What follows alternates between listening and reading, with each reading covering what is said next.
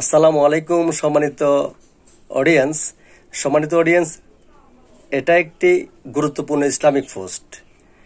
বিধর্মীরা তো জানেই না, স্বয়ং মুসলমানরাই জানে না মুসলমানদের হিস্টোরি।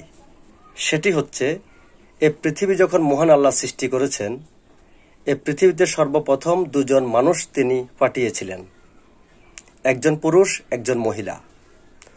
পুরুষটির নাম হচ্ছে হজরত আদম আলাইহিসসালাম, যিনাকে শ্রীলঙ্কায় প্রেরণ করা হয়েছিল। মহিলাটির নাম হচ্ছে হজরত হাওয়া আলাইহিসসালাম, যিনাকে সৌদি আরবের জেদ্দায় প্রেরণ করা হয়েছিল।